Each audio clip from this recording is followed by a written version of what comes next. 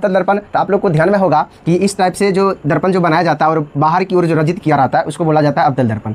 ठीक है, प्रकाश अवतल दर्पण में हमेशा जो है ये बाएं से दाएं की ओर गुजरता है और ये भाग जो है ये रजित किया होता है बाहर का भाग, और अंदर का भाग परावर्तक सतह होता है। परावर्तक सतह का मतलब प्रकाश इधर पड़ता है और यहाँ से रिफ्लेक्ट होता है, यानी कि टकराकर रिटर्न होता है। तो सबसे पहले इसमें देख लेते हैं, ये दर्पण है, ये दर्पण और ये प्रधान अक्ष होता है जिसको मुख्य अक्ष भी बोला जाता है। बीच दर्पण का दो भाग बांटता है, वो ये रेखा क्या कहलाता है, प्रधान या मुख्य अक्ष। उसके बाद यहाँ पर जो है ये केंद्र, इसको केंद्र बोला जाता है, और ये ध्रुव है।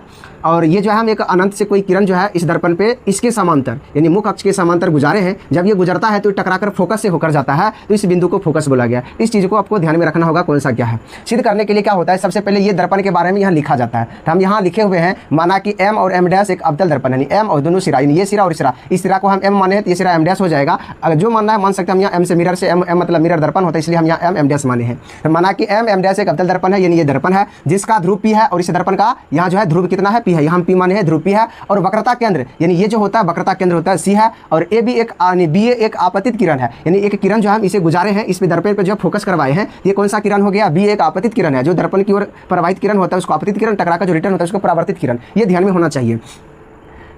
और जो कि प्रधान अक्ष के समांतर है, ये जो किरण है इस अक्ष के समांतर है, ये बाहर की ओर निकला हुआ होता है, तो इसी को बोलते हैं प्रधान अक्ष। ये और ये दोनों जो है ये समांतर है, यहाँ बोला गया समांतर है, और परावर्तन के बाद फोकस एफ से होकर गुजरता है। और ये जो किरण है जब यहाँ टकराया दर्पण से तो उसके बाद रिटर्न होता है, इसी को बोलते हैं परावर्तन। जब परावर्तन होता है तो ये जो गुजरता है एफ से होकर, एफ करते हैं वो फोकस, यानी इसे यहाँ हम इस बिंदु को बड़ा एफ माने हैं और फोकस दूरी को छोटा एफ मानते हैं, जैसे कि यहाँ छोटा एफ होगा जाती है। तथा सी ए अभिलंब है। उसके बाद क्या होता है, जब ये और ये दोनों किरण गुजरता है इस टाइप से, तो इसमें एक अभिलंब जो डाला जाता है, इसको यही किरण क्या है, केंद्र से होकर गुजरता है अभिलंब, इसी को हम बोलते हैं अभिलंब। तो जो हम सी अभिलंब है, जैसा कि बगल के चित्र में दिखाया गया, जैसा कि यहाँ दिखाए हैं। अब हमको इतना सिद्ध करना, सिद्ध करने के लिए सबसे पहले देखते हैं ये जो किरण गुजरा है, ये किरण और यहाँ से टकरा कर रिटर्न हुआ, तो इनके बीच कुछ संबंध होता है। यानी जब जिस कोण से ये अभिलंब जो होता है ना, अभिलंब और ये दोनों कोण एक दूसरे के बराबर होते हैं। किस नियम से, तो हम समझते हैं जब हम परावर्तन के नियम पढ़ते थे तो दो परावर्तन का नियम था, दूसरा जो नियम था कि आपतन कोण परावर्तन कोण के बराबर होता है। तो ये होता है आपतन कोण, ये होता है परावर्तन कोण। सत्यापन हम यही बात लिख सकते हैं यहाँ पर, चूंकि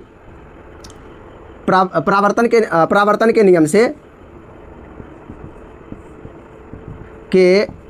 नियम से आपतन कोण बराबर परावर्तन कोण, यानी कोण आई बराबर कोण आर, यानी कि आपतन कोण को आई परावर्तन कोण को आर से सूचित किया जाता है, तो वही कोण आई बराबर कोण आर, इसको हम मान लेते हैं फर्स्ट। या हम भाषा में इसका भी नाम लिख सकते हैं, कोण बी ए सी बराबर कोण सी ए एफ, ऐसे भी लिख सकते हैं। नहीं तो हम यहाँ रहने दिए। उसके बाद ये दोनों क्या होता है, बराबर होता है। यहाँ तक समझ गए। अब फिर देखना है, चूंकि अब ये बताए हैं कि ये रेखा और ये रेखा क्या है, दूसरे के समांतर है, जैसे हम लिख सकते हैं कि बी ए समांतर B C P C, B A समांतर सी पी बोले चाहे पी सी बोले, यानी ऐसे भी नाम बोल सकते हैं।